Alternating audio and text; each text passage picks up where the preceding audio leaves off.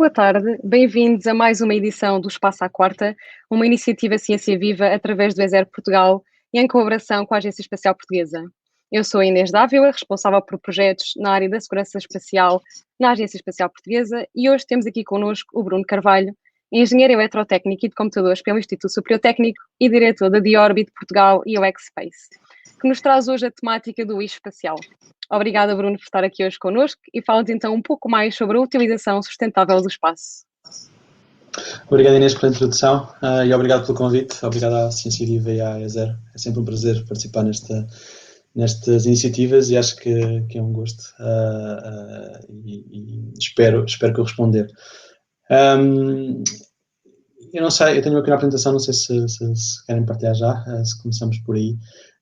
E o tema que nos traz aqui hoje é a utilização sustentável do espaço. Isto engloba dois vetores importantes. Nós consideramos o espaço, a utilização do espaço como uma questão física, não é? Portanto, nós colocamos qualquer coisa no espaço, essa coisa ocupa um determinado volume e a física diz que não há dois objetos que possam ocupar o mesmo espaço ao mesmo tempo. Portanto, consideramos uma questão digamos que física. Mas há outro elemento também relacionado com a física que se prende com a sustentabilidade da utilização no espaço, que tem a ver com a utilização do espectro e, nomeadamente, do espectro de comunicações. Portanto, todos estes objetos que são lançados precisam de comunicar cá para baixo, para a Terra, e isso leva a que o congestionamento no espaço não seja só físico do ponto de vista de volume e massa, mas também do ponto de vista de radiocomunicações e de espectro de radiocomunicações. Eu vou-vos falar um pouco sobre o assunto, com alguns desafios. Eu, desde já, deixo a discussão em aberto. Isto é suposto ser uma conversa, foi como disseram. Portanto, estejam à vontade para interromper. Inês, eu sei que fazem uma moderação. E se houver alguma questão, por favor, coloquem-na durante a apresentação. Eu tenho slides para poder durar ou não durar, consoante a conversa correr, e podemos levar a conversa para um patamar ou para o outro, consoante o nível de detalhe que as questões nos levem. Senão eu falo sozinho e, enfim, já no fim, no fim logo se vê como é que as coisas correm. Vamos começar, se o meu computador deixar avançar. Eu começo com uma pergunta um pouco provocadora, que é porque é que nós precisamos de satélites? Porque se nós estamos a falar da utilização sustentável do espaço, e eu trabalho com empresas que se dedicam a, entre outras coisas, logística espacial, portanto a colocação de objetos no espaço, eu vou ser aqui um pouco provocador e perguntar se há aplicações que não podem ser feitas de outra maneira, porque isto é um dos primeiros pontos para mim de mitigação de detritos espaciais. É se nós, para não criarmos um problema, por exemplo, de plástico nos oceanos, não deitamos plástico para os oceanos. Para não criarmos um problema de lançamento de objetos a mais no espaço, não lançamos objetos para o espaço. E nem todas as soluções, nem todos os problemas têm uma solução necessariamente de espaço. Este mapa que aqui está não é um mapa de satélites, é um mapa de cabos submarinos. E já nem sequer está atualizado.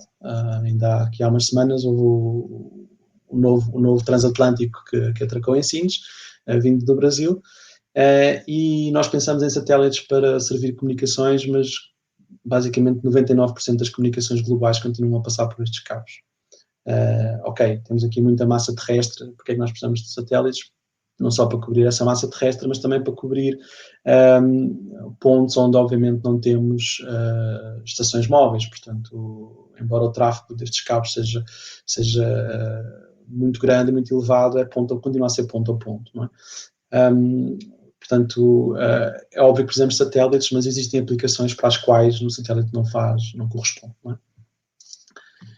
Esta imagem é uma imagem que também não é de satélites, embora apareça sobretudo aqui no Equador satélites geoestacionários. São boias oceânicas, são boias de meteorologia. Quando eu tirei esta imagem, as amarelas estavam em funcionamento, portanto nós conseguimos ir à internet e ver quais são os dados que elas estão a recolher, e as vermelhas estavam offline. E como vocês podem ver, também existem aqui pontos que já não são só nos oceanos, portanto são estações meteorológicas, e aqui começamos a ter a famosa Internet das Coisas, né? Internet of Things, E a pergunta aqui, novamente, é para que é que nós precisamos de satélites se temos mecanismos para recolher estes dados na superfície? A pergunta aqui, se calhar, é um bocado mais óbvio de responder, porque, para mim, precisamos de satélites exatamente para recolher os dados destas boias. Portanto, eles transmitem informação e nós, com o satélite, conseguimos recolher estas informações.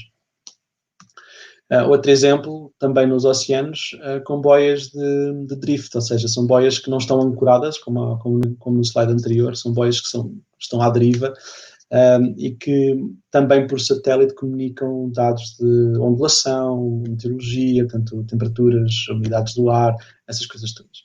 Portanto, existe muita coisa que nós conseguimos fazer na Terra e devemos fazer na Terra antes de lançar, antes de pensar em lançar qualquer coisa lá para cima. E eu voltarei a este tema um pouco mais à frente, quando pensarmos em soluções para a questão. Isto é só um exemplo de observação da Terra, que também pode ser feito, neste caso, com balões, em vez de satélites. Esta imagem não faz jus à resolução que é possível com balões, porque, como vocês calculam, os balões podem voar muito mais baixo que um satélite. A diferença aí é que, obviamente, não cobrimos uma área tão grande como um satélite consegue cobrir. Então, eu fiz esta pequena introdução porque a questão da necessidade dos satélites e a questão da necessidade de termos uma infraestrutura no espaço, e eu só dei aqui exemplos de recolha de informação, portanto, recolha de dados ou de sistemas de comunicação, mas existem outras aplicações para as quais os satélites são necessários, desde navegação, portanto, como seja, por exemplo, o GPS, o Galileu, desde outro tipo de comunicações ponto a ponto, ou mesmo comunicações móveis. Obviamente que nós precisamos dos satélites para muito mais coisas. Isso leva-nos ao momento em que nós estamos agora, que estamos a atravessar um momento interessante, do ponto de vista de na próxima década, ou esta década, 2020 a 2030, estarem previstos ser lançados qualquer coisa como 6 a 7 vezes mais o número de satélites que foi lançado desde 1957, desde o Sputnik. Portanto, é um período significativo de tempo que claramente crescerá exponencialmente o número de objetos lançados. E então eu costumo usar este exemplo que aconteceu em 2009, um exemplo de uma colisão entre dois satélites, o Iridium 22, que aqui está,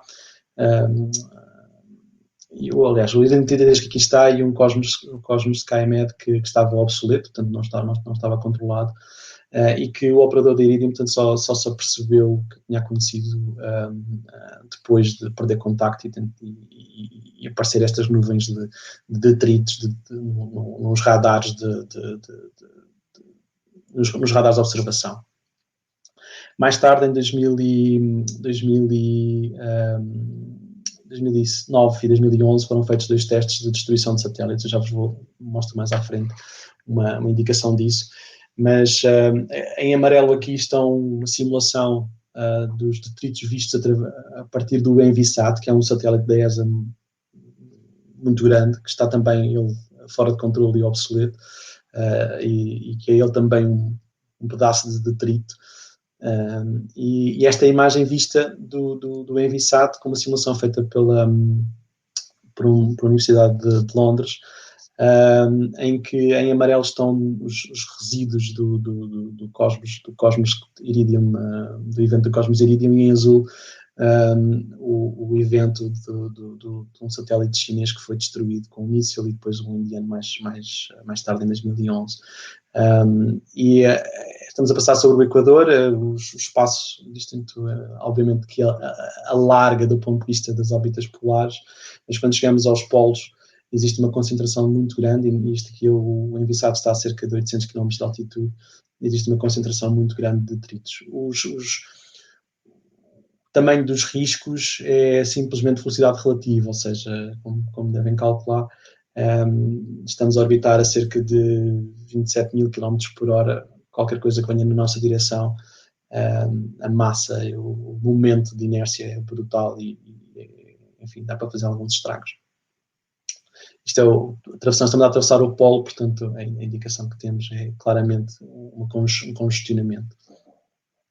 Qual é que é o problema? Como é óbvio, estas órbitas são órbitas que são muito utilizadas. Portanto, existem órbitas que são mais interessantes do que outras, sejam porque as órbitas de observação da Terra estão, por exemplo, ao Sol, em que nós queremos ter mesmo uma fotografia ao Sol, em vez de termos uma fotografia de um lado noturno, ou queremos fazer uma maior cobertura da superfície terrestre ou porque queremos ter uma comunicação permanente ou mais regular no mesmo dia.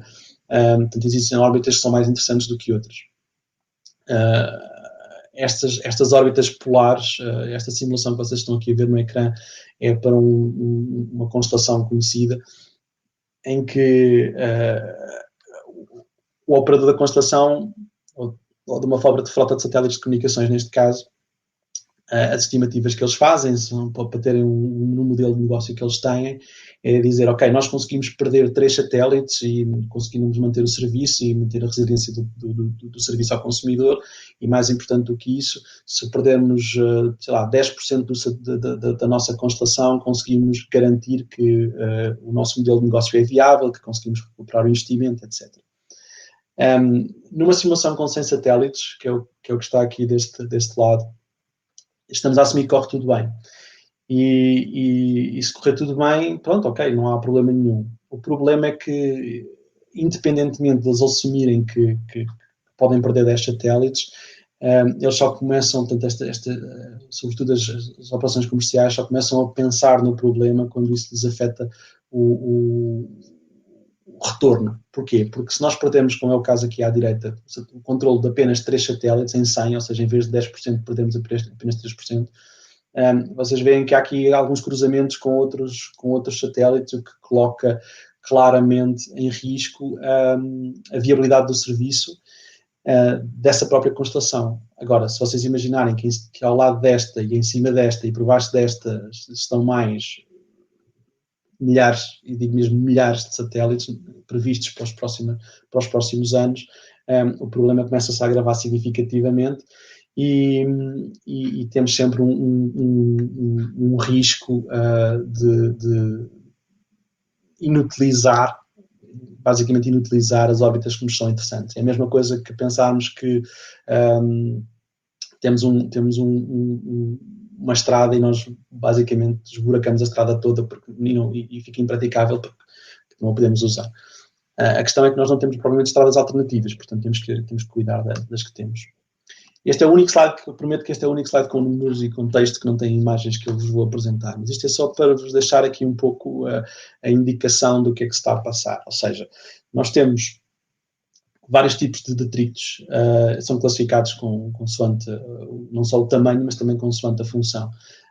Aquilo que nós queremos é que os objetos que estejam no espaço que estejam ativos e que sirvam um propósito. Todos os outros estão a mais e estão a estorvar. Portanto, são os buracos na estrada e são os obstáculos no caminho. Se nós pensarmos que desde 1957, como eu disse há pouco, foram feitos cerca de 6.000 e tal lançamentos, estes números já nem sequer estão atualizados e são de 20 de maio deste ano, portanto já podem acrescentar para aí mais 10 a este número. Se pensarem que foram lançados cerca de 11.000 objetos e que estão ainda cerca de 77.000 no espaço, dos quais apenas praticamente metade está em funcionamento. Qual é que é o problema aqui? O problema aqui é que é a mesma coisa que, ou seja, nós temos uma tendência no espaço de fazer relançar coisas sem um plano. E já falarei à frente de regulamentação, que é muito importante, mas temos alguma dificuldade em fazer cumprir essa regulamentação. Portanto, isto é a mesma coisa que nós irmos na autoestrada, na nossa A1, A2, o que for, vamos na autoestrada, temos uma avaria no carro, paramos o carro na faixa da esquerda, saímos do carro e pronto, apanhamos outro carro e o carro fica lá parado na estrada e quem vier atrás, pronto, tem que ter um problema a tentar evitá-lo. Nós não fazemos isso nas estradas, também não devíamos fazer isso no espaço, ou seja, nós não devíamos lá deixar as coisas que estão avariadas. Existem, obviamente, planos para fazer serviços de reboque, para fazer serviços de in-orbit servicing, portanto, ir buscar esses elementos. Há a viabilidade desses planos, enfim, é questionável. Eu sou um pouco cético em relação a isso, porque eu acho que o plano de mitigação principal tem que ver exatamente com garantir que o carro pelo menos chega à berma, ou seja, que o carro chega pelo menos o suficiente até não nos turvar. E que é para depois, mais tarde, se for preciso, chamarmos um reboque e vamos lá buscá-lo, etc. O problema é que neste momento nós corremos o risco de enviar o reboque e em vez de ficar o carro, fica o carro, o reboque e os pedaços do reboque que foram lançados. Portanto, neste momento é essa a situação que temos. O outro problema que se passa é que a maior parte disto é tudo feito pelo homem, portanto, obviamente que há detritos que são pedaços de asteroides, pedaços de outra poeira espacial que por aí anda, e o número de pequenos grãos de areia, pequenos elementos que são sobretudo, enfim, desde pedaços de tinta, e quando eu digo pedaços de tinta, digo mesmo bocadinhos de tinta como mínimos, de micrómetros, não, nem sequer é de milímetros, até objetos maiores. Isto obviamente tem problemas sérios. Eu já vos falei destes números, só para terem uma noção do tipo de elementos que existem, e vocês veem claramente aqui no princípio desta década a curva a começar a ser exponencial, e a previsão é porque ela seja mesmo exponencial até ao final desta década. Eu não tenho aqui, mas posso mostrar este slide só para terem uma ideia da distribuição por altitude, e vocês começam a ver que este ciclo, por exemplo, é o Starlink da SpaceX, que tem um número gigante. Neste momento já são mais de 1000 satélites a 500 km de altitude, com inclinações mais baixas, portanto as órbitas polares estão aqui em cima, e onde está, enfim, a densidade máxima neste momento, nas órbitas que nos são interessantes, né? Portanto, não está aqui não tenho a órbita geoestacionária, portanto que estará muito mais para a direita deste gráfico, mas também já vos vou falar sobre ela. Para terem uma ideia de escala, a estação espacial estará mais ou menos por aqui. Esperem, por aqui. Eu estava a indicar no meu ecrã errado. Portanto, este é o grupo Starlink e a estação espacial está por aqui.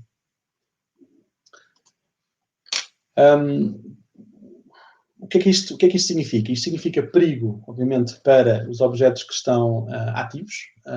Isto é um impacto de um objeto com cerca de, a estimativa que pelo dano que foi feito, isto são cerca de 40 centímetros de diâmetro. A estimativa que este dano foi feito no painel solar do Sentinel-1 é um pequeno grão de areia de cerca de 1 a 3 milímetros. Mas obviamente que isto depois começa a ter impactos. Isto foi há 2 semanas, portanto um impacto no Canadarm2, na estação espacial, e a estação espacial está cheia de buracos. Atenção, isto não é, obviamente que ela está protegida, e de volta ou não volta há cerca de um alarme por mês em que os astronautas têm que ir para os sóis, portanto para o bunker, digamos assim. Enquanto forem objetos deste tamanho, enfim, é mais ou menos controlável. Quando são objetos maiores, obviamente que teremos mais dificuldade não só em nos desviarmos, mas o risco pode ser muito mais significativo. Este impacto, se eu faço aqui um zoom, isto é o vidro da cúpula, portanto, da janela uma das janelas da Estação Espacial Internacional, e isto é como se fosse aquelas falhas no para-brisas de um carro, não é? Agora, para fazer a falha no para-brisas de um carro, nós normalmente precisamos de uma pedra, enfim, com alguma dimensão. A dimensão desta estimativa foi cerca de 0,05 milímetros, portanto, estamos na escala abaixo do milímetro para ter um dano significativo, porque se fosse um pouco maior, provavelmente partia e teríamos, obviamente, risco de vida para os astronautas, de despressurização. Isto está tudo muito sossegado hoje. Eu não sei, Inês, se há muitas questões ou não, ou se estão todos a pensar no futebol, mas eu vou continuar. Portanto, se não há questões até aqui, eu vou continuar. Deixas que se calhar as questões para o fim. Não, eu penso que se calhar podemos fazer, entretanto, uma pergunta. Portanto, o Bruno acabou de falar exatamente desta questão dos objetos de pequenas dimensões que queriam mostrar, como nós podemos ver aqui neste caso do Canadarm. A minha pergunta seria, na sua opinião, o que representa maior risco? Portanto, os milhares de satélites inativos, portanto, os objetos de grandes dimensões, ou as centenas de milhões de pequenos objetos de reduzidas dimensões que orbitam o nosso planeta? Não, essas centenas de milhões, nós não podemos fazer grande coisa sobre elas e mitigamos o problema para nos defendermos. Ou seja, no caso da Estação Espacial, que é um exemplo claro, está protegida e todos os habitats estão calibrados para aguentar com esses impactos. Portanto, o vidro não partiu, não é? O problema maior passa com aquilo que nós estamos neste momento a lançar e com aquilo que está inativo, que tem uma escala, uma dimensão, digamos, relativamente grande, ou seja, qualquer coisa com mais de 5 centímetros, 2 centímetros. E a maior parte do que está lá em cima com mais do que 2 centímetros é feito pelo homem, feito pela humanidade. Pelo homem e pelas mulheres, portanto, há engenheiros e engenheiras. A questão que se coloca aqui é que isso é o que nós temos que mitigar, ou seja, isso é o que nós não podemos não podemos deixar que o problema escale de uma forma que seja insustentável, porque corremos o risco de depois claramente ser insustentável. E se nós já temos problemas com a limpeza do plástico dos oceanos, que se calhar é mais fácil, diria eu, de resolver e menos oneroso de resolver do que o problema no espaço, onde a logística para ir buscar esses objetos é muito mais complicada e a física é muito mais complicada. Portanto, eu para responder à questão é claramente aquilo que nós estamos neste momento a colocar lá e aquilo que está inativo e aquilo que nós não conseguimos controlar. Aquilo que nós conseguimos controlar, para já, ainda obviamente, os objetos que estão ativos e que podemos atuar sobre eles, desfiá-los, o que for, pelo menos para já não, desde que não haja propriamente erros de cálculo, as coisas espero que funcionem. Mais alguma questão? Se calhar podemos dar agora continuidade então ao próximo tema. Como estava a dizer, o recurso de espaço não é só espaço, ou seja, não é só volume e espaço físico. Um dos problemas que nós temos, esta tabela é mesmo assim, não vou fazer zoom nenhum, isto tem aqui, tanto em escalas de logarítmicas, portanto a frequência cresce para baixo, é a alocação da ITU, da União Internacional de Telecomunicações, que faz a alocação do espectro, enfim, do espectro de comunicações, que engloba tudo, desde terrestre e espacial. E isto torna-se neste momento um pouco mais complicado. Isto é só a região 1, portanto é a região onde está a Europa. E vocês têm aqui, portanto, as aplicações no espectro e começam a ver que, sobretudo, o espectro que é interessante para o mercado espacial, que são as frequências mais elevadas, começa claramente a ser sobrecarregado e sobrelocado. Isto, enfim, pode não parecer um problema, mas isto cria vários problemas, não só no espaço, para nós comunicarmos com os objetos, e pode inclusivamente uma desincronização, uma não coordenação entre a ITU e dos parceiros dos diferentes países, dos diferentes atores neste setor, pode levar inclusivamente à perda de controle de um satélite ou de um objeto, interferências, por o que for. Mas também tem impacto na Terra. Portanto, nós temos, isto só para dar 2 exemplos, nem sequer são os mais complexos, portanto, isto é o exemplo da OneWeb, que tem cerca de 588 satélites previstos na constelação, portanto, tem órbitas polares em LEO, portanto, órbitas baixas, e que faz uma cobertura global, ou seja, tem uma exposição de rádio que é significativa. E eu não estou tão preocupado tanto com a saúde das pessoas, não é isso? Nós estamos expostos a muito mais radiação do que isso, só pelo nosso telemóvel, mas estou preocupado, obviamente, com a interferência destes sistemas. Se vocês imaginarem, por exemplo, a Starlink, que são cerca de 40 mil satélites previstos, ou a Kuiper, são outros tantos, portanto, existem, tanto quanto eu saiba, mas 8, 9 constelações credíveis com esses números, o risco de interferências é significativo. E isso pode ter impacto em aplicações terrestres. Posso dar dois exemplos. Houve um acidente aqui há uns anos de aviões porque houve uma interferência de rádio na comunicação entre a torre de controle e o avião. Essas interferências, naquele caso, ocorreram porque estavam dois aviões a falar ao mesmo tempo, mas essas interferências começam a poder ocorrer noutras condições. E nós começamos a ter alguma dificuldade em, muitas vezes, coordenar os impactos, ou melhor, fazer um assessment, fazer uma avaliação de qual é que é o impacto que existe em termos de interferência nas órbitas terrestres.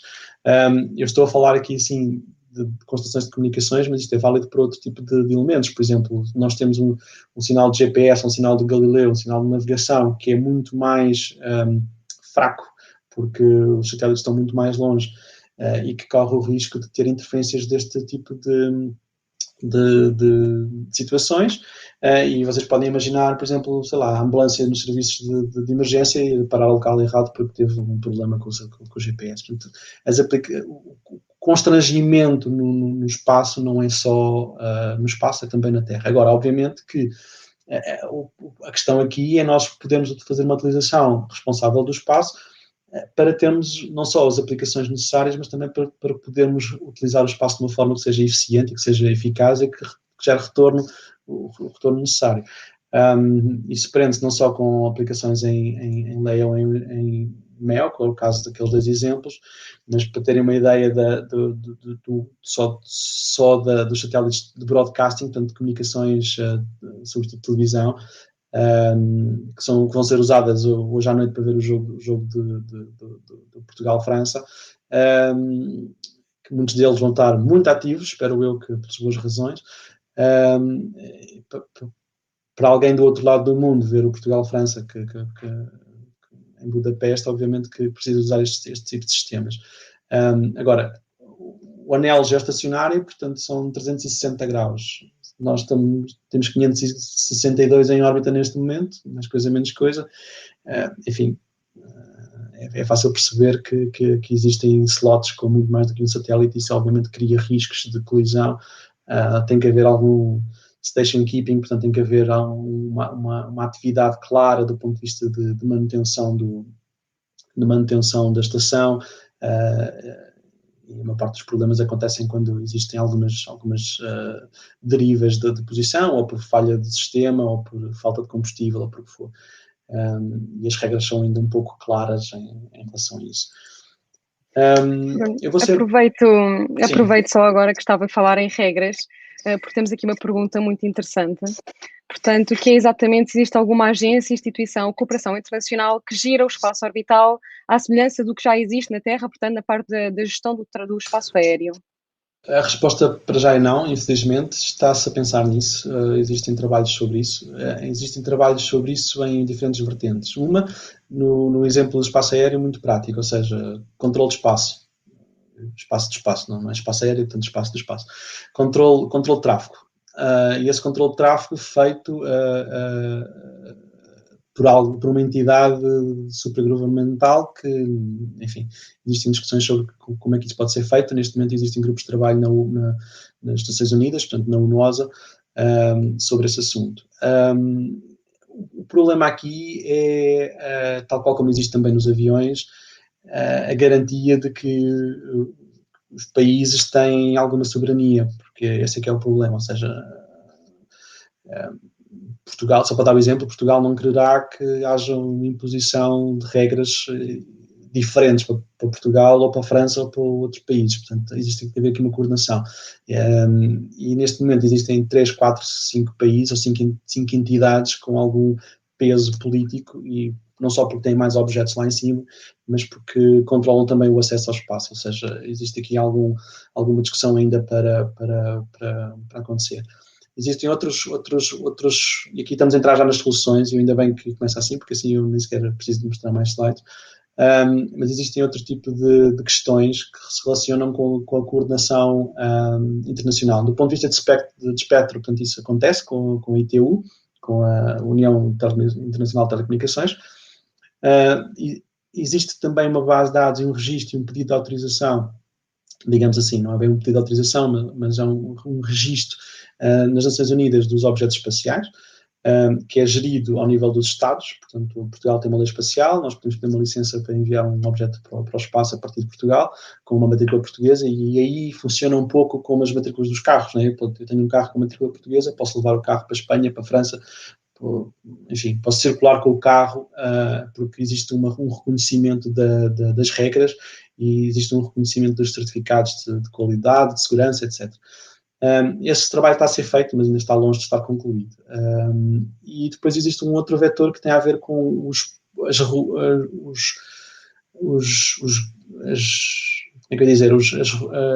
recomendações, que vai para além das regulamentações, sobre as melhores práticas que o mercado deve adotar. E o mercado, quando eu digo mercado, digo todo o ecossistema, não só do ponto de vista institucional, mas do ponto de vista também comercial, sobre como eu digo, limpar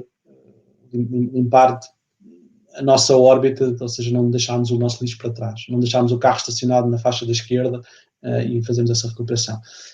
As regras neste momento são da década de 70, portanto, finais da década de 60, princípios da década de 70, que dizem simplesmente que nós devemos tentar trazer para libertar o espaço ao fim de 25 anos depois do satélite ficar inativo. Isso era bom na década de 60, mas como vocês viram os gráficos, a exponencial de crescimento é tão grande que esses números são inviáveis. Portanto, 25 anos é uma geração e na geração seguinte eu acredito que esta exponencial seja muito mais acelerada. Portanto, tem que ser gerido com muito mais calma. Soluções, não sei se alguém quer sugerir alguma coisa, mas eu vou continuar aqui. Eu vou-vos dar só dois exemplos de dois, só falar aqui, eu vou usar este slide para falar aqui de dois projetos em que estou envolvido e ao mesmo tempo falar de algumas soluções e depois terminar por aí, para deixar aqui também algum espaço para discussão. Existem, enfim, três formas de, como eu disse, se calhar de pensar em resolver o problema. Um será por ativamente trazer os objetos para baixo, ou seja, seguir não só as recomendações, mas ir para além das recomendações e guardar um pouquinho de combustível, definir sistemas de orbiting, digamos assim, de trazer o satélite para baixo. Isto é muito, muito crucial, sobretudo para órbitas mais baixas, que são aquelas que são mais críticas neste momento. E com isso minimizar portanto, o objeto vai para a órbita, faz o que tem a fazer e é retirado da órbita, retirado da sua posição, dando lugar a outro. O segundo aspecto passa por, que já foi referido, a ir buscar esses objetos, ou seja, haver um carro vassoura que vai buscar tudo aquilo que está mal estacionado e tipo o reboque da polícia, né? Portanto, o carro está mal parado, vai ser rebocado, vai ser limpo. O problema aqui prende-se, para mim, com dois pontos. Um tem a ver, mais uma vez, com a regulamentação. Portanto, quem é que paga por esse serviço? Nós para ser o reboque da polícia, são os contribuintes que pagam, não é? Portanto, existem tentativas, inclusivamente referente à resposta anterior, de haver uma cobrança, com a licença ser cobrada uma taxa de lixo espacial, não é? Portanto, uma espécie de taxa do plástico ou taxa dos pneus, é a mesma coisa, tentar fazer com que isso aconteça. Agora, alguém terá que coordenar esse serviço e esse serviço tem um custo, como devem imaginar, significativo. E depois, este serviço também tem riscos, e tem riscos para já ainda significativos. Existem várias missões a tentar demonstrar que o serviço é viável, e eu acredito que o serviço seja viável. A The-Orbit, que é uma das empresas com quem trabalha precisamente para isso, mas é um serviço que acarreta riscos, ou seja, se houver um acidente nessa recolha, obviamente temos um problema. Portanto, para mim essa recolha tem que ser um último recurso, ou tem que ser um serviço adicional e não estarmos a lançar, por exemplo, missões de propósito para ir buscar objetos, a não ser que sejam situações de emergência. E não lançar objetos especificamente para fazer isso também limita o número de lançamentos, porque grande parte dos objetos que estão em órbita são pedaços de terceiros estágios de lançadores, são pedaços de fairings, portanto, o espaço enfim, aquilo que protege os satélites quando atravessam a atmosfera, E o lançamento de objetos para ir buscar outros e deixar lá atrás o lixo pelo caminho, não acho que seja propriamente... acho que pode ser contraproducente. Portanto, a Deorbit, por exemplo, trabalha em conceitos em que nós temos um satélite que faz um serviço de espécie de táxi de entrega ao domicílio dos satélites nas órbitas corretas. Esse mesmo serviço, depois de deixar os passageiros, pode recolher outros passageiros e trazê-los para baixo. Portanto, conceitos desses são para mim mais interessantes. A outra questão importante é o desvio, portanto, sermos proativos em desviarmos de objetos que possam interferir com a nossa órbita ou nós interferirmos com os outros objetos. E aqui estas imagens são nós, para fazermos isso, precisamos de informação, precisamos de um catálogo permanentemente atualizado de objetos. E o catálogo, nós podemos conhecer o objeto, mas mais importante do que conhecer o objeto é conhecer a sua trajetória, a sua velocidade, enfim, todo o vetor de movimento que esses objetos têm, que muda de dia para dia, porque a órbita terrestre, a Terra não é uma esfera perfeita, tem campo gravítico que varia ao longo enfim, do seu raio, da sua superfície, da órbita dos satélites. Tem atmosfera que introduz atrito, tem um conjunto de fatores, tem a própria Lua que tem influência, obviamente. Portanto, o catálogo é importante, mas mais importante do que o catálogo é conhecer exatamente os vetores de velocidade nesses momentos e conseguir, com isso, propagar e planear e avaliar o risco de colisão no futuro, para podermos, com essa informação, desviarmos e tomar ações de desvio. Estas imagens que aqui estão são das nossas câmaras a bordo do nosso satélite que lançámos há 2 meses. E estes pontos que vêm são pontos de detritos. As imagens são preliminares, isto foi um estudo só para ver se conseguimos ver coisas que apareceriam na câmara e se as conseguimos classificar, e com isso contribuir, porque nós sabemos a nossa posição, sabemos a posição relativa daquilo que nós estamos a ver, e com isso contribuir para os catálogos que estão a ser criados com iniciativas como o SST, onde a Inês trabalha bastante, ou da Leo Labs, que também agora vai para os Açores, e outras com radares, com óptica, com outros vetores que funcionem. Com esta informação, nós conseguimos propagar estas órbitas, e propagar órbitas custa algum tempo em termos de processamento, o que significa que custa dinheiro, e é intensivo. Existem algumas técnicas para tentar minimizar esse processo ou acelerar esse processo, e com isso calcular uma probabilidade de colisão, e com essa probabilidade de colisão no futuro conseguir planear uma trajetória, porque nós, ao contrário dos carros em que nós nos desviamos para a direita, nós no espaço não nos conseguimos desviar para a direita ou para a esquerda, temos que nos desviar para cima ou para baixo, e isso tem que ser planeado com muita antecedência, ou seja, não é imediato. E aquilo que nós queremos evitar é isto. A poluição no espaço não é só poluição de lixo do ponto de vista, como eu digo, de volume, é também poluição, por exemplo, luminosa. No caso isto aqui são o primeiro lançamento do Starlink, portanto em 2019, visto na Holanda. Na semana passada recebi uma imagem parecida com esta do Alentejo, do lançamento do Starlink há 2 semanas. E isto coloca também uma poluição para os astrónomos, para a radioastronomia, como eu disse, também na alocação de espectro, etc. Porque na prática, aquilo que nós queremos evitar é um pouco isto, que para quem viu o Wall-E,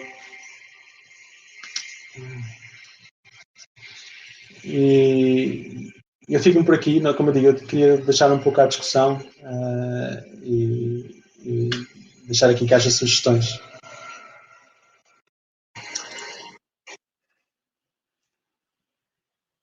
Por acaso não faço ideia se vai passar o som ou não, mas se não tiver, está sim. O que nós queremos evitar é um pouco isto.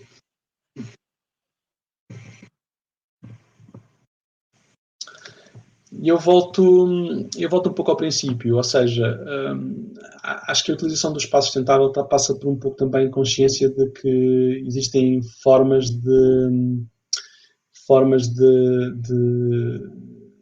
enfim, de realizar as coisas e de planear as atividades sem ser com um conjunto digamos, de regras que nos permitam prevenir, não é? Portanto, existem várias utilizações interessantes, por exemplo, para a reutilização de detritos, inclusivamente para manufatura em órbita, portanto, utilizar satélites que já estão inoperacionais, utilizar terceiros estágios de lançadores que lá estejam para fazer, por exemplo, habitats, ou para derreter o material e com isso fazer outro tipo de construção, através de impressão 3D, por exemplo, ou inclusivamente de reutilizar metais para combustível, porque nós conseguimos partir aquilo em pedaços pequeninos e fazer com isso iões. Existem várias empresas no mundo a trabalhar sobre esses problemas. Agora, obviamente que para mim o vetor principal continua a ser a prevenção, portanto, eu continuo a dizer, validem a aplicação antes de lançar, tentem testar a tecnologia antes de lançar, existem vários mecanismos para o fazer, antes de lançarem um satélite, lancem, por exemplo, só um instrumento a bordo de um outro satélite. Se estão a trabalhar com questões no mercado comercial, vão muito mais para além das regulamentações, porque isso vai afetar o vosso serviço e em última análise, o vosso retorno financeiro. E obviamente, como eu referi, os acordos internacionais têm que evoluir bastante. Portanto, isto é um assunto para a PT Space. A Inês está mais envolvida nisso do que eu, trabalhar enfim, na coordenação internacional. Eu fico por aqui, como eu disse, deixo só aqui alguns recursos, só para ficar aqui gravado, depois se tiverem alguma questão, disponham. Ótimo. Obrigada, Bruno. Tenho então, se calhar, aqui apesar de já ter respondido a muitas das perguntas durante a apresentação, foi extremamente explícita e interessante, obrigada. Portanto, estávamos a falar das soluções e exatamente do planeamento de quando se lançam os satélites. E a minha pergunta é exatamente o que é que pode ser feito quando o design e o planeamento do satélite, exatamente para que não acabe a contribuir para o aumento do lixo espacial. Portanto, quais são as atividades, o que é que devemos fazer, implementar no satélite, de forma a podermos remover o satélite no final da sua vida. Olha, nós vamos, vou fazer aqui um bocadinho de publicidade, nós vamos lançar um satélite na próxima sexta-feira, portanto, hoje aqui é quarta, depois da manhã. Convido toda a gente a ver, vai ser transmitido em direto, vamos lançar de Cabo Canaveral, portanto, com Falcon 9 da SpaceX por volta das 8 da noite, 7h56 da tarde. A bordo vai, portanto, o nosso táxi, o serviço de táxi da The Orbit, como eu referi, e temos uma experiência muito interessante que é uma drag sail, ou seja, uma vela que abre no fim da missão, para aumentar o atrito com a atmosfera e para com isto baixar significativamente a órbita de uma forma muito mais rápida. Essa é uma das soluções. A The Orbit trabalha com outras, nomeadamente com pequenos motores enfim, de foguetes, né? Portanto, pequenos motores sólidos, que é tipo botão vermelho, ou seja, que carrega-se no botão e aquilo desorbita o satélite em menos de nada. Qual é que é o problema? O problema aqui passa um pouco outra vez por regulamentação. As soluções de design existem várias, ou seja, desde guardar combustível para colocar o satélite numa órbita menos problemática. No caso do GEO, isso é imposto até pela própria regulamentação. A passivação dos satélites, a passivação passa por não só tirar o combustível do reste, daqueles que têm combustível, mas gastar toda a energia das baterias. Porquê? Porque o lítio continua a ser uma coisa explosiva. E isso é preciso planear, ou seja, o planeamento dessa passivação é necessário fazer, porque a partir do momento em que o satélite é passivado, ou seja, que é desligado de tudo e é feito a descarga total da bateria, é óbvio que o satélite não volta à vida. Portanto, a ideia é precisamente fazer um planeamento. Isto é válido para órbitas mais elevadas, né? Daquelas que nós não podemos trazer para a atmosfera e desintegrá-lo. Portanto, soluções técnicas existem muitas. A questão é aqui definir, e isto está a ser feito. A indústria a indústria, as instituições têm feito um trabalho significativo nos últimos, sei, 5 anos, 10 anos, nesse aspecto, e agora, obviamente, que há vários testes a serem realizados e validação de alguma tecnologia. O outro ponto importante que eu deixo uma nota é a questão de nós vermos os outros objetos, ou seja, desses objetos terem, por exemplo, tal qual como os aviões têm as luzinhas vermelhas que nós vemos no céu, os satélites terem também algo que lhes permita serem mais facilmente reconhecidos por um radar ou por sistemas do SST ópticos ou afins. Isso está a ser feito até também para coordenação enfim, constelações e essas coisas. Portanto, passo a passo, acho que estão a ser dados bons passos, mas obviamente ainda há muito trabalho para fazer. Não estou a ouvir, Inês. Ok, pronto, agora já está. E portanto, claro, nós tentaremos dar esses passos. Portanto, nós estamos a falar, neste caso, de prevenção. No entanto, e quanto ao que já está lá em cima, portanto, o Bruno também já falou um pouco da remoção, da potencial remoção, reutilização dos satélites, e se calhar também um bocadinho neste ponto, quais são os planos da Deorbit para o lixo que já existe atualmente. É como eu disse, nós não achamos interessante lançar um objeto para ir buscar outro. Eu acho, por várias razões. O risco acho que é contraproducente. Existem exceções a esta regra, atenção, isto não é, enfim, por exemplo, um Envisat, acho que é uma missão para ir buscar um Envisat, que é uma coisa que é do tamanho de um autocarro, mas um autocarro muito grande. Fará sentido ir lá buscá-lo. Agora, o problema aí é que não é um problema fácil de resolver e é um problema caro, ou seja, custa muito criar uma missão para isso. O Envisat não é tanto um problema, porque o Envisat não só é muito grande e nós sabemos onde é que ele está, sabemos onde é que ele anda, portanto, esse se calhar é um dos nossos problemas. Para os outros pedaços mais pequenos, existem soluções que para nós passam pelo fim de vida dos nossos satélites, ou seja, nós vamos colocar coisas em órbita e queremos usar o mesmo mecanismo para retirar coisas de órbita. Não só aquilo que possamos lá ter posto, mas também, enfim, existem soluções de redes, de arpões, de outras coisas que estão a ser desenvolvidas que nós possamos recolher, enfim, lixo à medida que desorbitamos. Mas isto depois entramos noutras áreas, por exemplo, entramos nas áreas do serviço em órbita, que passa por reutilizar ou reativar satélites, seja por adicionar combustível, ou seja por aquilo que for. Portanto, é assim. Certo. Então, e agora aqui uma pergunta relativa à sua participação no programa educativo do Espaço Vai à Escola, do ESER Portugal. Portanto, uma delas tem por título Porquê é que a Terra precisa do espaço? Ao início falámos um bocadinho de porquê é que podemos não utilizar os satélites, e aqui a pergunta ao contrário é porquê é que realmente a Terra precisa do espaço? Eu vejo o espaço como infraestrutura, ou seja, porque é que nós precisamos das autoestradas? Porque é que nós precisamos da iluminação da rua? Não é? Porque é que nós precisamos de eletricidade ou porque é que nós precisamos de água da torneira? Nós precisamos do espaço exatamente pela mesma razão. A Terra precisa do espaço exatamente pelo mesmo. E aqui, assim, trata-se de uma questão de não só ser benéfico para nós como pessoas, mas benéfico para a sociedade e benéfico para a própria Terra. O exemplo mais claro que eu posso dar é a agricultura. Fala-se muito da agricultura de precisão, etc. Nós, neste momento, com satélites, conseguimos contar plantas, contar folhas. Com satélites conseguimos medir quantidades de água, quantidades enfim, salinidade dos solos, utilização de fertilizantes, essas coisas todas.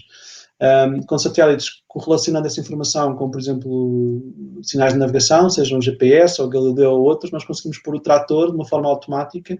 E atenção, isto já é feito, isto não é ficção científica. Pesquisem nos grandes fornecedores de trator, eles têm essas soluções para isso, que é o condutor indica o mapa do terreno, ele faz o cálculo daquilo que precisa do ponto de vista de regadio, por exemplo, ou de inseticida, e vai planta a planta com o GPS e com o sinal de navegação a fazer o trabalho praticamente sozinho. Portanto, isto é um exemplo. O outro exemplo é claramente comunicações. Nós estamos cada vez num mundo mais conectado, para o bem e para o mal, pelo menos permite-nos ver a bola que vai começar daqui a bocado. e isso é, mais uma vez, infraestrutura. Portanto, tal qual como nós queremos água na torneira, queremos também informação, e essa informação passa por satélites. Certo. Voltando aqui um bocadinho atrás à questão dos satélites já existentes e do eixo espacial já existente, temos aqui uma pergunta que é: a criação de uma base espacial de captação e reciclagem destes eixos espaciais é algo que poderia ser feito? É, e está a ser pensado. Está a ser pensado. Eu assim, não vou partilhar aqui o slide, mas a própria The Orbit tem um plano há 20 anos que inclui exatamente isto. Chamamos-lhe The Station e pretende precisamente fazer este tipo de serviços. E não somos os únicos a pensar, felizmente. Existem também iniciativas das agências, mas existem iniciativas comerciais, porque isto vale dinheiro, ou seja, aquilo lá está em cima para todos os efeitos, vale dinheiro. Agora, existe também aqui questões legais para resolver. Aquilo tem dono, ou seja, temos que ter algum cuidado aqui. Há muito trabalho para advogados nestas áreas, atenção. E segue-se também aqui outra pergunta bastante interessante. Portanto, a futura base lunar poderá ajudar na recolha do eixo espacial por uma questão de mais fácil acesso? É uma boa pergunta. Eu diria que a resposta talvez não, porque nós estamos. O grande problema que temos está muito mais próximo da Terra. As órbitas LEO e MEO são as mais complicadas. E essas para chegar à Lua ainda temos que ter um delta V significativo. Portanto, é preferível trazer para baixo do que lá para cima. Ótimo, muito obrigada, Bruno. Então, e já que estamos a falar da importância dos satélites e todas as aplicações, inclusive na agricultura, pergunto agora, num plano muito hipotético, o que aconteceria à nossa vida na Terra se de repente perdêssemos todos os nossos satélites? Essa é uma pergunta engraçada. Eu dou-vos dois exemplos. Alguém provavelmente esta noite vai encomendar uma pizza para o jantar para ver o jogo, não é? E vai utilizar, seja a Glovo ou o Uber Eats. Estou aqui a fazer publicidade, não tenho interesse nenhum nisso. A questão é que essas empresas sem satélites não funcionavam e ninguém as considera provavelmente umas empresas de espaço, não é? Mas sem satélites, sem o GPS e sem os sinais de navegação não funcionava. Portanto, esse é o primeiro ponto. Sem telecomunicações eles também não funcionavam. Sem mapas não funcionavam. Portanto, se alguém quiser jantar hoje, que vai encomendar uma pizza, que vai entregar a casa, esse é um bom exemplo. Mas é óbvio que existem situações mais interessantes, ou seja, ou mais complicadas. Nomeadamente, só para dar dois exemplos, os satélites neste momento são usados para e começaram muito assim, a Inmarsat é um bom exemplo disso, começaram por Search and Rescue no mar, né? Portanto, nós damos cobertura a 90% dos produtos que circulam neste globo que vão nos contentores, no mar, né? Portanto, os problemas que existem não só nem sequer estou a falar só das questões de pirataria, mas estou a falar mesmo no destinatário final, na monitorização dos barcos, no eventual problema, na meteorologia, essas coisas todas. Portanto, enfim, os exemplos são inúmeros. Podemos ficar aqui a noite toda. Eu acho que há poucos vetores da nossa vida onde neste momento não existe alguma coisa que ligue no fundo ao espaço. Sem dúvida. Portanto, que seja só um plano hipotético, dado que conseguimos ver claramente as vantagens do uso de satélites. E, portanto, se calhar para terminar, porque também não temos muito mais tempo, aproveitando que está aqui, Bruno, portanto, que conselhos daria um jovem ou uma jovem que esteja interessada em seguir uma carreira na indústria espacial? Eu dou um passo atrás e alguém fez referência à questão do espaço vai à escola e a minha mensagem é muito clara. O espaço a carreira no espaço não precisa ser nem engenharia, nem físicas, nem biologias. A carreira no espaço pode ser advogados, pode ser direito, pode ser mecânica, pode ser, enfim, precisamos de conteúdos, precisamos de tudo. Não há se a nossa vida é tocada por muitos pontos no espaço, também todas as profissões são tocadas de alguma forma pelo espaço. E existe desde a medicina, tanto espacial, para astronautas, para o que for, até, como eu disse, direito, regulamentação, juristas, etc., até exobiologia, biologia planetária, até física, obviamente, e todas as ciências básicas.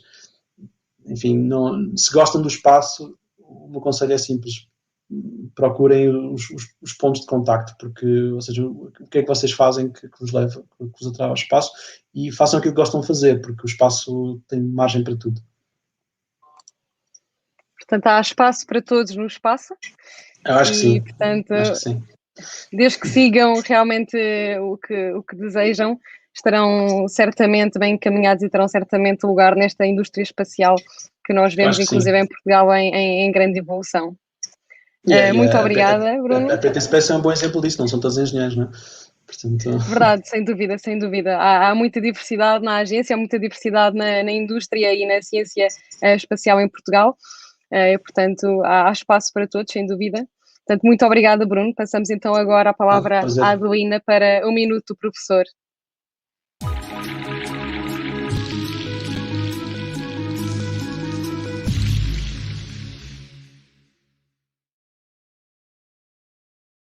Ora bem, obrigada Inês, obrigada Bruno. Portanto, a tua intervenção foi espetacular, como sempre.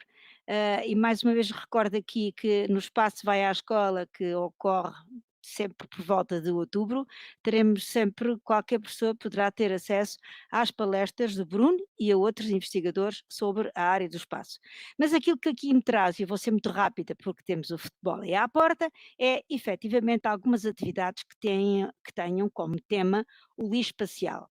E como este tema é tão importante, achámos que não devia ser limitado à sala de aula, uma disciplina, e portanto procurámos atividades que se enquadrassem ou que pudessem enquadrar não só os alunos, os professores, mas também os encarregados de educação, enfim, toda a comunidade escolar. E uma das atividades que aqui propomos é para o terceiro ciclo de ensino secundário e é um debate, portanto a utilização do debate como ferramenta no ensino das ciências. Passa por várias fases, desde a importância dos satélites no nosso dia-a-dia, a correlação entre os satélites e o lixo espacial, e depois há uma parte em que os alunos têm que se introduzir em personagens, o debate e a discussão e a análise da atividade. Só para terem uma ideia, há uma primeira apresentação em que enfim, se toca em vários aspectos importantes e depois nessa apresentação lança-se alguns temas ou perguntas para o debate, porque este tema não pode ser só visto no âmbito da ciência e da tecnologia e pode ser também olhado portanto, sob o olhar da política, da economia, do direito espacial, etc, etc. Então o que é pedido? É pedido aos alunos que se integrem numa destas personagens, além destas que aqui estão, há uma série de outras. Chama a atenção que estes bonecos não são os bonecos definitivos, são apenas os bonecos que eu utilizei aqui para ilustrar hoje esta apresentação, e na pele de cada um destas personagens, os alunos vão ter que debater o tema uns com os outros. Obviamente que é extremamente importante a análise e a discussão deste debate e os alunos perceberem que realmente se deve respeitar a opinião dos diferentes setores da comunidade sobre o mesmo tema e que muitas vezes a solução ideal não é uma solução, mas são várias soluções que possam servir em determinadas situações. Ora bem, além desta atividade, temos uma outra, esta sim é mais protocolar, que é a química da reentrada. Ora bem, nesta atividade aquilo que nós fazemos é, na prática, a criação de um protocolo em que se fala dos problemas da reentrada, se fala do estado de plasma. Esta atividade já foi feita em sala de aula, eu trago-vos aqui algumas das fotografias da sala de aula, sob o olhar atento aqui do Paxi, e estão a ver aquelas folhinhas de papel. Pronto, isso é o protocolo desta atividade. Esta atividade é dedicada especialmente para o ensino secundário. Mas atenção, para o ensino primário, portanto, primeiro e segundo ciclo, temos uma atividade também um bocadinho fora dos limites. Ou seja, o que nós vamos fazer é apresentar aos alunos o problema, seja sob a forma de imagens, de vídeos, discutir a importância dos satélites no dia a dia. No fundo, temos mais uma outra questão para colocar agora, depois da apresentação do Bruno: será que necessitamos de tantos satélites assim? E depois os alunos têm uns cartões em que em cada um dos cartões está uma possível solução. No primeiro nós vemos que há aqui um míssil que rebenta com o satélite, mas será que esta é a solução? Porque não irá criar mais detritos? Enfim, todos estes cartões têm o problema, possíveis situações. Chama a atenção para este, que eu acho que está, enfim, que é muito, é o aproveitamento de um satélite do ponto de vista da ecologia e do bom ambiente.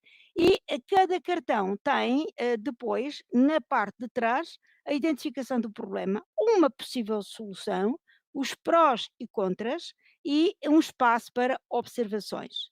Finalmente, esta atividade ainda tem uns cartões em branco, onde os alunos poderão escrever ou desenhar sugestões e, mais uma vez, todas estas atividades têm que ser seguidas por discussão e análise feita pelos alunos, pelos professores, porque, como eu vos tinha dito de início, este problema é um problema concreto do nosso dia a dia e é um problema atual. E é importante que todos os nossos jovens, desde os mais pequeninos aos mais velhinhos, tenham também uma palavra a dizer e sejam críticos nas soluções encontradas.